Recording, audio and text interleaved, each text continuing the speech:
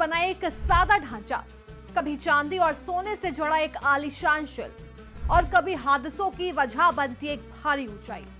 ये सिर्फ कोई सामान नहीं, ये ताजिया है, एक श्रद्धा है, एक प्रतीक है और एक परंपरा है जो हर साल मुहर्रम के महीने में सड़कों पर उतरती है।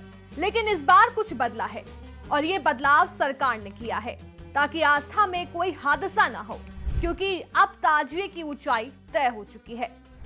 मुहर्रम का महत्व। इस्लामिक कैलेंडर के मुताबिक मुहर्रम साल का पहला महीना होता है, लेकिन यह खुशी का नहीं बल्कि गम और शहादत का महीना माना जाता है। 10 मुहर्रम यानी आशूरा के दिन करबला में हजरत इमाम हुसैन की शहादत हुई थी। इस दिन को याद करते हुए देश भर में खासकर शिया मुस्लिम समुदाय द्वारा ताजिया निकाला जाता है, एक प्रतीक जो हुसैन की कुर्बानी को याद दिलाता है। ताजिया क्या है और कैसे बनता है? अब सवाल ये है कि ताजिया होता क्या है। ताजिया दरअसल एक कलात्मक शिल्प है जो हजरत इमाम हुसैन के रोजे की प्रतिकृति होता है। ये लकड़ी, थर्माकोल, कागज, गत्ता, कपड़ा और अब तो चांदी सोने से भी बनाए जाते हैं।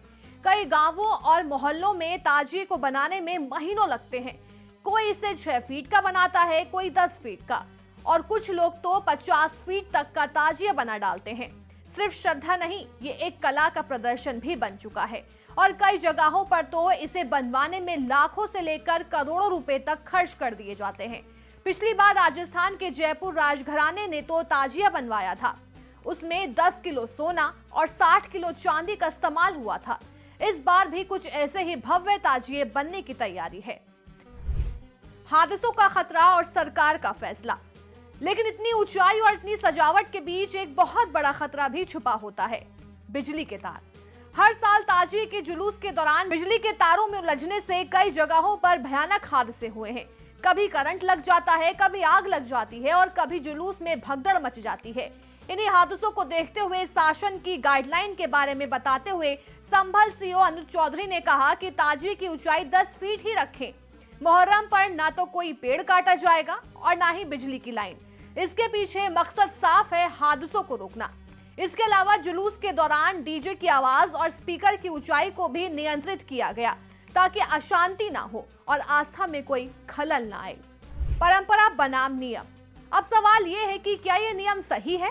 कई लोग कह रहे हैं कि धार्मिक परंपरा में दखल ना दिया जाए, तो वहीं कई लोग ये भी मानते हैं कि आस्था के नाम पर लोगों की जान खतरे में डालना गलत है। हुसैन की शहादत हमें बलिदान की कहानी सिखाती है, ना कि कोई प्रतिस्पर्धा की ताजिया किसका ऊंचा है।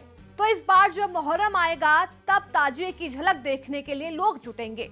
जब ढोल नगाड़े और मातम की आवाजें सुनाई देंगी तो एक चीज याद रखिएगा कि आस्था बड़ी है लेकिन जान उससे भी बड़ी है।